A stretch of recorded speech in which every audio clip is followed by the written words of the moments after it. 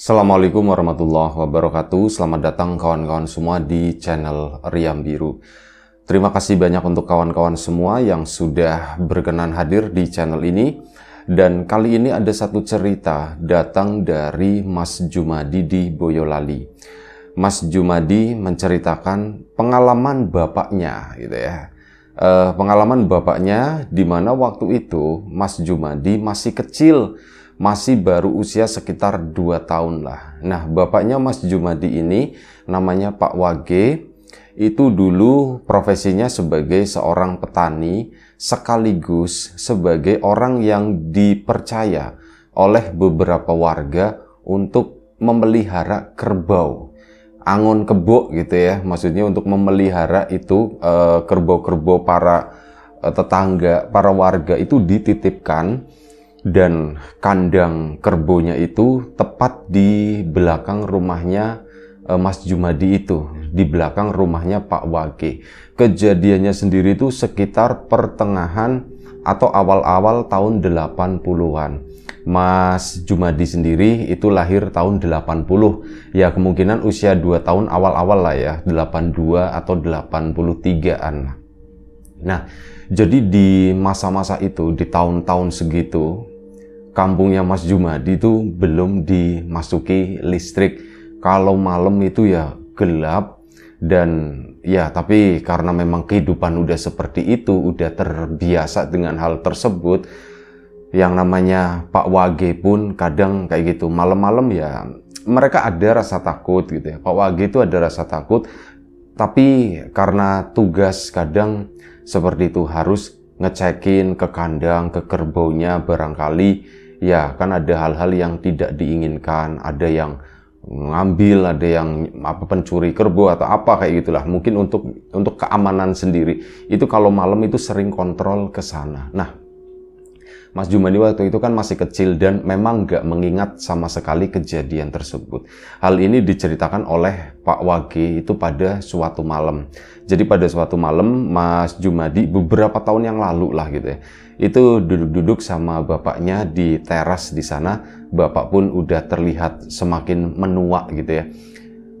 Ini tiba-tiba, oh ya gara-gara ada kerbau lewat gitu. Masih ada yang punya gitu tetangganya.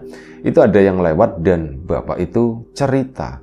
Dulu bapak itu pernah begini-begini gitu ya. Bapak itu pernah ngalamin. Nah itu momennya kebetulan memang lagi enak banget buat ngobrol gitu sama bapak. Akhirnya bapak pun membuka banyak cerita pengalaman-pengalaman dulu. Ya terutama saat Mas Wage itu belum lahir. Nah ini kita mundur ke belakang ya, ke tahun 82 atau 83. Jadi pada saat itu kalau siang bapaknya Pak Wage gitu aja ya. Pak Wage itu kalau siang seperti biasa bertani, menggarap sawah, plus itu tadi ngurusin kerbau-kerbau orang-orang, kerbau-kerbau beberapa warga. Mandiin dan sebagainya lah, kayak semacam ngangon gitu ya. Dibantu sama itu ada anak-anak kecil juga itu kadang kerbau-kerbau itu kan memang udah nurut-nurut gitu ya. Seperti yang mungkin kawan-kawan pernah lihat di film atau di foto-foto anak kecil bersama kerbau kayak gitu ya. Kurang lebih kehidupannya itu memang semacam itu. Nah, ini pada suatu malam kerbau itu kan udah masuk area, anggap aja kandang gitu ya. Udah masuk ke sana. Nah, malam entah jam berapa, Pak Wage juga lupa waktu itu, cuman si Mas Jumadi kecil itu udah tidur, udah lumayan cukup lama. Ibunya juga udah tidur. Pak Wage itu belum tidur, masih duduk di ruang tamu di sana. Ya lagi bengong, lagi ngerokok sendiri gitu ya. Siap-siap mau istirahat juga. Tiba-tiba ini di belakang, di kebun itu, di kandangnya kebo itu tadi, kok ada berisik kerbau itu pada bunyi gitu ya, pada apa sih ya, melenguh atau apa. Loh, kok kebonya pada bunyi, kenapa ya gitu kan. Akhirnya si Pak Wage pun enggak langsung keluar, dia itu nunggu dulu, mantau dulu kenapa ya, wajar enggak ini. Loh, kok nggak berhenti gitu kan, seperti ada langkah-langkah suara kerbau itu tuh kayaknya lagi pada gelisah di belakang sana. Pak Wage pun memutuskan mengambil sesuatu di sana. Yang pertama itu ambil parang, taruh di pinggang di sini, bawa tongkat juga, terus bawa sarung sama ambil senter. Langsung keluar si Pak Wage lewat pintu belakang situ kan. Mau keluar pun hati-hati, takutnya itu ada orang atau gimana. Dipantau dulu di sekitaran situ. Oh, ndak ada apa-apa gitu kata Pak Wage. Memang nggak kelihatan dan di belakang sana itu gelap banget. Pak Wage pun keluar langsung disenterin sekitar terap gitu. Dicek, ya memang nggak ada pergerakan apapun kecuali itu kerbau-kerbau yang memang tampak gelisah. Begitu Pak Wage keluar, ini kerbau-kerbau tersebut jadi diem lagi, jadi tenang lagi. Loh kok tenang lagi? Kenapa gitu ya? Ya tetap aja barangkali memang ada orang jahat gitu ya. Mungkin dia lagi ngumpet atau gimana, disenterin lagi ke sana. Bener-bener kali ini tuh kayak nyariin seseorang. Pak Wage itu, maaf ya kalau tadi nyebutnya Pak Jumadi, Pak Wage itu tidak menemukan apapun. Akhirnya Pak Wage pun masuk lagi ke dalam rumah sana. Istrinya bangun. Kenapa Pak? Habis dari mana Pak? Ditanya. Ini di belakang kebo dari tadi ribut terus kata situ ya. Oh gitu Pak. Terus ada apa Pak? Hati-hati ya Pak ya. Kalau ya sempat ngobrol-ngobrol kayak gitu ya. Dan begitu bapaknya Mas Jumadi atau Pak Wage tadi udah masuk kamar mau istirahat juga. Bunyi lagi, istrinya pun juga ikut melek, ibunya Mas Jumadi ya. Itu ikut melek begini, Pak, itu bunyi lagi, Pak. Pak Wage mau langsung bangun, cuman kata istrinya, Pak, hati-hati katanya gitu kan, hati-hati Pak. Lewatnya pintu depan aja Pak, jangan lewat pintu belakang, kata si istrinya. Loh, emang kenapa Bu? Kalau lewat pintu belakang kan takutnya ada orang, itu berarti kemungkinan sampean udah ditungguin atau gimana Pak. Mending lewatnya pintu depan gitu kan. Oh iya juga kata Pak Wage ya. Akhirnya apa? Pak Wage keluar lewat pintu depan sana. Istrinya ikut nanti nutupin pintu gitu ya biar aman juga. Karena kan memang gelap ya, listrik itu belum masuk ke situ. Kondisi itu memang masih gelap. Cuman beberapa di depan rumah warga itu memang ada obor-obor kecil, ada lampu-lampu dari minyak yang ya penerangannya nggak seberapa gitu. Keluarlah Pak Wage dari dalam rumah. Kesannya ya, tetap dengan siaga satu, hati-hati. Kanan kiri senter-senter. Dan pada waktu itu orang pakai senter juga nggak sembarangan. Pak Wage itu kebiasaannya, kalau misal senter udah ditaruh, itu pasti dibuka dan baterainya itu dikeluarin. Soalnya kayak gitu, ya denger-denger, ini kalau misal baterainya terus ditaruh di dalam senter itu, wis pokoknya baterai itu tuh hidup katanya, tetap aja habis. Makanya jadi dikeluarin dulu ya. Begitupun saat memakai, ini diirit-irit, diusahakan itu seminimal mungkin lah, jangan terlalu keseringan. Disenterin begitu kan, gini langsung nggak ketemu apa-apa, yang ada sepi. Pak Wage akhirnya keluar ke sana, muterin rumah ke arah samping, ini pun dengan senter yang menyala begini, terap, tetap aja nggak menemukan siapapun di situ. Cuman kondisi kebo itu berisik banget di sana. Makin ke belakang situ, ya sama aja nggak menemukan apapun, bahkan sampai mendekat ke arah kandang. Kandangnya itu pun diputerin gitu ya. Sambil ngomong sendiri, udah pulang sana, ini yang punya masih pada melek, kata si Pak Jumadi. Pulang sana kalau memang ada niat nggak baik, pulang, kata si Pak Jumadi sih, Pak Wage, mohon maaf ya. Itu kayak gitu ngomong, ya sekaligus ngasih tahu, sekaligus sedikit ancaman gitu ya. Ya nggak ada pergerakan apapun, kok nggak ada apa-apa ya. Berarti memang nggak ada orang atau apa. Akhirnya apa? Pak Wage pun memutuskan untuk udahlah, aku tungguin dulu di sini. Trep, aku jongkok lah, ngumpet pokoknya di belakang rumah di sana ya. Di belakang, di sisi samping. Jadi kalau misal ada apa-apa, Pak Wage dalam kondisi darurat itu bisa lari ke depan, bisa pukul kentongan gitu. Dulu kan kayak rumah-rumah itu wajar di depannya itu ada kentongan.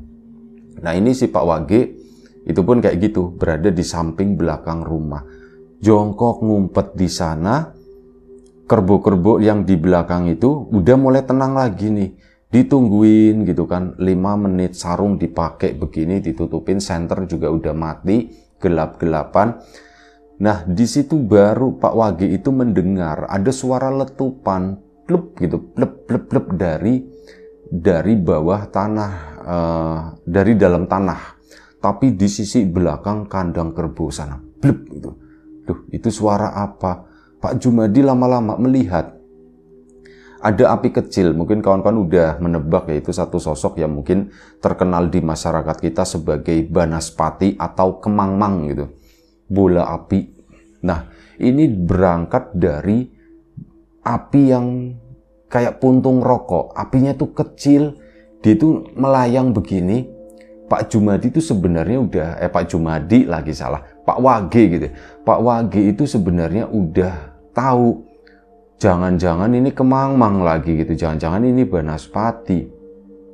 Api kecil keluar, berdiri di sana mirip kayak orang lagi ngerokok seperti itu di kegelapan. Cuman bentuknya tuh kayak barak doang, sampai akhirnya api itu tuh membesar. Terus gitu kan, tambah gede tambah gede. Nah, ini yang kerbau-kerbau tadinya udah diem, mulai ribut lagi, mulai berisik lah, gerubak-gerubuk, dan di area tersebut mulai terang. Api itu pun jalan mendekat ke arah kandang kerbau. Pak Wage pun, loh, Kemangmang, ternyata Kemangmang. Ya, Pak Wage nggak berani untuk melawan itu ya. Dia pun tetap duduk di situ sampai akhirnya apa? Bener-bener si Kemangmang itu tuh kayak muterin kandang kerbau, terus begitu diputer-puter-puter, kerbaunya makin berisik. Pak Wage ada kesempatan saat si Kemangmang tadi itu ke arah belakang kandang di sana. Jadi agak lumayan cukup jauh. Pak Wage pun lari dari tempat itu menuju ke depan sana, cuman gak bunyiin kentongan. Menuju ke rumah salah satu warga di sana. Ini tetangga depan rumah. Ini namanya Pak Wakri. Ada Pak Wage, ada Pak Wakri. Nah, Pak Wakri pun diketok-ketok ya, Kri, bangun Kri, bangun gitu kan. Kri, amit ya, nun sewu gitu ya, Kri, bangun. Pak Wakri pun keluar gitu kan. Kenapa katanya? Kri, Kemangmang katanya, Kemangmang di mana gitu? Banaspati itu di mana? Di belakang rumahku, di kandang kebo sana, Kri. Lah. Terus gimana? Ya aku juga nggak tahu, Kri. Yuk kesana lihat. Pak Wakri pun akhirnya keluar sama Pak Wage mendekat lagi ke situ, ke arah kandang kebo di belakang rumah situ. Nah, ini dari arah samping rumah aja, ini tuh udah terlihat terang, dan bola apinya kali ini tuh bener-bener gede. Mungkin ya digambarkan oleh Pak Wage waktu itu ke Mas Jumadi. Kamu tahu nampan yang gede itu tahu?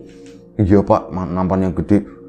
Bolanya itu tengah-tengahnya gedenya segitu, kata situ. Duh, itu berarti gede banget. Oh, gede banget, terang katanya kan. Terang banget Pak, ya terang banget malam itu. Terus Bapak gimana? Ya, Bapak sama Pak Wakri nggak berani mendekat. Kita akhirnya memilih mundur. Waduh Kri, kalau kayak gini sih bahaya Kri. Iya Ge, udah mundur aja. Mereka berdua pun akhirnya mundur, memantau dari kejauhan. Sampai akhirnya si bola api itu benar-benar ke atas, terbang tinggi. Dari depan rumahnya si Pak Wage itu pun kelihatan udah di atas gitu ya. Dan turun jelek, itu ada suara dentuman, gitu. Tebakannya Pak Wage sama Pak Wakri, waduh keboknya mati semua ini nih, pasti mati semua nih.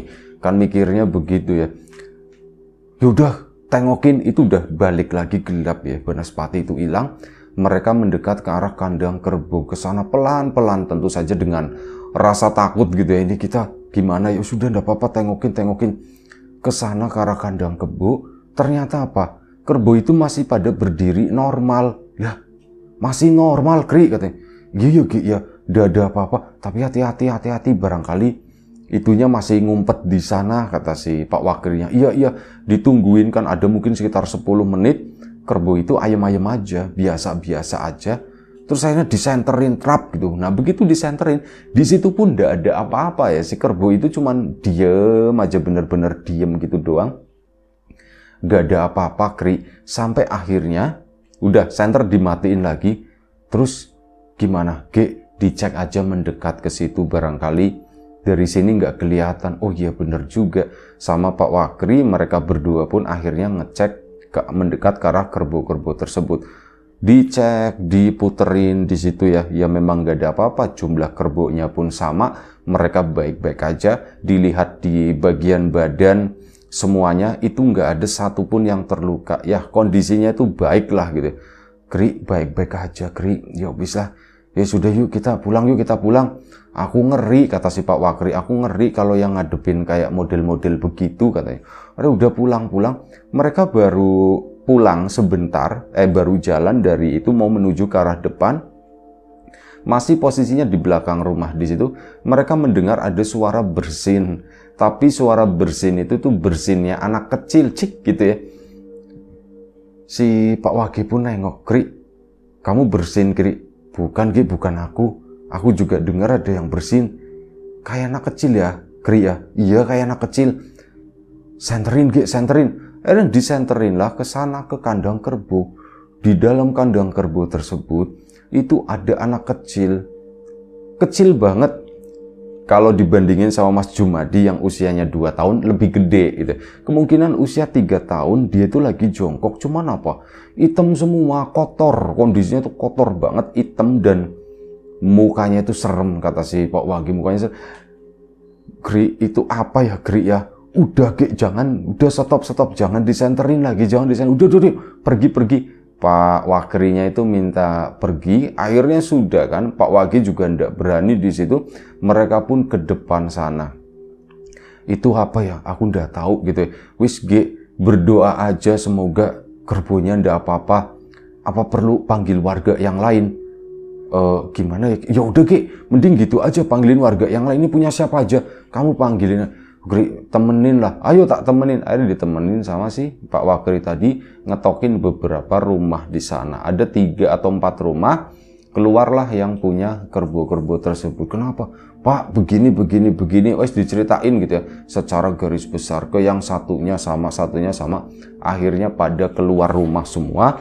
Malam itu rame-rame ngecek.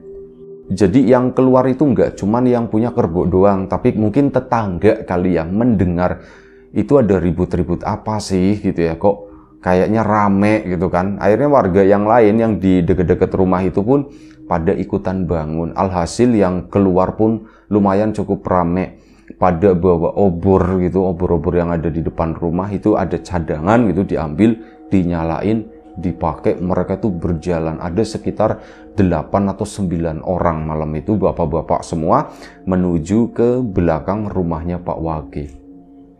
Kesana rame-rame gitu kan, mulai lumayan cukup berani, tapi Pak Wage sendiri tuh agak sedikit takut lah.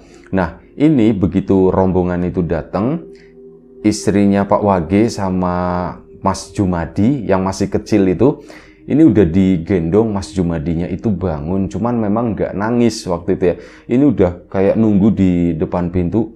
Pak, gimana Pak gitu. Udah Bu, kamu masuk aja ke dalam rumah. Cuman aku takut Pak. Ya sudah, di sini aja dulu di ruang tamu, kata maksudnya jangan deket-deket belakang sana. Udah kamu di ruang tamu aja di sini. Akhirnya si istrinya sama Mas Jumadi pun nunggu di ruang tamu tersebut.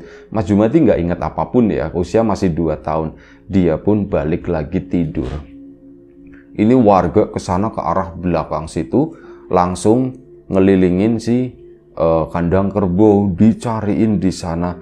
Mereka itu nggak menemukan apapun, hilang begitu saja tanpa bekas. Intinya ya udah nggak ada apa-apa gitu ya. Nah sampai akhirnya itu ada omongan, G, ini kamu beneran atau gimana sih?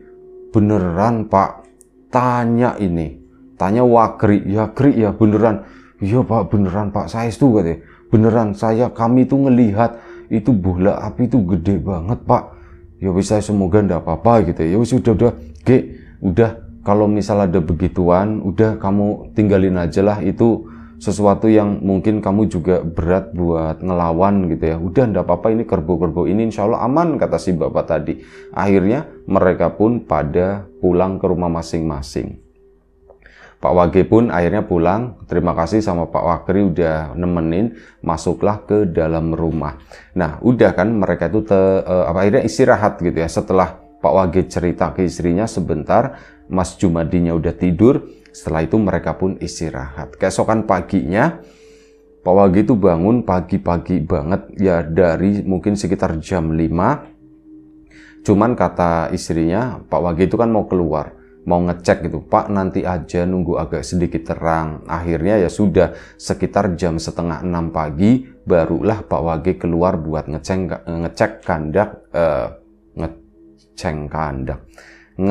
kandang kerbau tadi. Ke belakang si Pak Wage ke sana lewat pintu belakang kali ini ya. Dicek semuanya itu normal, tidak ada apa-apa kecuali ada satu benda yang tergeletak di tengah kandang kerbau. Itu adalah sebuah keris, ukurannya itu sedang, kecil, cuman sejengkal orang dewasa, hanya sepanjang itu. Itu apa ya gitu ya, kata si Pak Wage. Loh, kok ada keris di situ? Pak Wage pun bingung, ini tak ambil atau gimana ya? Coba pertimbangkan. Aku yang nemuin, artinya ini rezekiku. Udah tak ambil aja deh, kata Pak Wage kan. Akhirnya udah tak ambil tanpa selongsong ya, cuman isinya doang. Itu tergeletak di situ. Diambillah Pak Wage sendiri, ndak terlalu mengerti masalah keris. Cuman ya keris ini kecil, ini ndak tahu keris apaan. Kesana diselempetin. Ditaruh. Rumahnya si Mas Jumadi waktu itu kan bagian atasnya itu masih pakai anyaman bambu. Itu kan suka bisa buat nyelipin pisau atau apa gitu. Nah ini keris itu diselipin di rumahnya si Pak Wage tadi. Serap di bagian belakang, Pak Wage pun ngurusin kerbau-kerbaunya. Nah udah Pak Wage keluar ke sana ngurusin kerbau dan yang lain-lain gitu ya. Ya dilepas-lepas begitu aja, ndak apa-apa, mereka itu nggak kemana-mana. Akhirnya sudah Pak Wage pun balik ke rumah. Hal ini diceritakan ke istrinya. Bu, Bapak itu nemu keris, Bu. Loh, keris apa, Pak? Itu di kandang kerbau. Jangan-jangan yang semalam itu kali, Pak. Yang api itu berubah jadi keris. Bisa jadi, kata Pak Wage. Terus gimana? Yes, coba tak simpen dulu, Bu. Hati-hati ya, Pak ya. Istrinya itu udah ngomong begitu. Hati-hati ya, Pak ya. Iya. Nah, udah. Akhirnya disimpan kan, ditunjukin sama istrinya, dibungkus pakai kain, ditaruh di atas lemari di situ. Trep, udah. Hari-hari pun berlalu, Pak Wage nggak menceritakan apapun, termasuk ke Pak Wakri juga nggak cerita. Cuman ada sesuatu yang aneh di rumahnya Pak Wage. Memang ada sesuatu yang aneh tuh begini. Yang namanya rejeki itu kok tiba-tiba gampang banget. Pak Wage itu bukan siapa-siapa. Ada tetangga ke situ, Mas Wage minta tolong dong, katanya. Minta tolong apa? Tolong pijitin saya, katanya. Loh, tapi saya ndak bisa mijit. Udah ndak apa-apa, ya nyet-nyet gitu aja. Ada dipijitin, dikasih uang. Banyak inilah uang yang datangnya itu nggak karuan, dalam artian aku itu nggak ngerti seperti ini kok malah disuruh ngerjain gitu ya. Itu kayak gitu. Ada yang datang lagi, Mas Wage, saya mau minta tolong. Minta tolong apa? Beliin telur di pasar. Hah? Beliin telur di pasar? Aku aja nggak pernah ke pasar gitu ya. Ya wis, ada dibeliin ke sana, dikasih uang lagi. Jadi uang itu datang, tapi dengan cara yang halal gitu ya. Maksudnya halal dalam artian ada sesuatu yang dikerjakan sama Pak Wage. Cuman kok beruntun banget dan nominalnya itu melebihi standar gitu ya. Misalkan dia pijit itu dikasih misalkan ya 25 perak lah katakanlah. Ini dikasihnya itu bisa 50, 100 rupiah kayak gitu. Pada zaman itu kan lumayan. Kok uangnya kok begini ya, kok cepet banget. Akhirnya kan ngomong sama istrinya, Bu, hari ini aku tuh ngalamin hal yang aneh. Banyak banget begini gitu ya. Pak, ibunya langsung nyambung, Pak, itu jangan-jangan kerisnya pembawa rezeki, Pak. Istrinya langsung ngomong begitu. Oh iya juga ya Bu ya, jangan-jangan seperti itu. Nah tapi selama beberapa hari uang itu terkumpul begitu cepatnya. Pak Wage pun jadi seneng gitu kan. Bener-bener seneng si Mas Jumadi aja sampai dibeliin baju baru.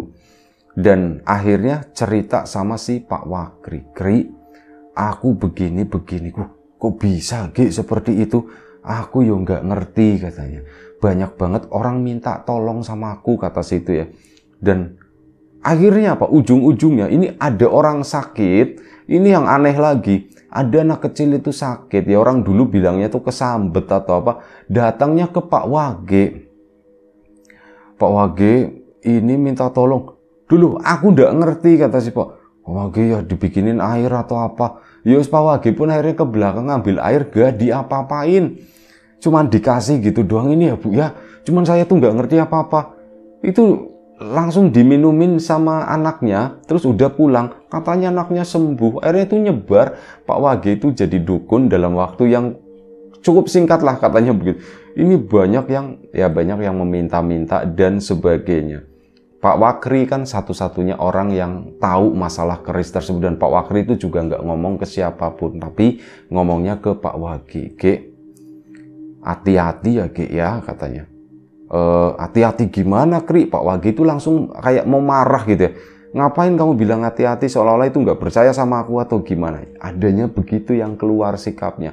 Nah dari situ mulailah ada aja sesuatu yang enggak nyaman di rumah. Istrinya Pak Wage, ibunya Mas Jumadi itu mulai komplain, Pak, sampean itu keluar rumah terus sih Pak, kayak sekarang udah nggak ngurusin yang di rumah.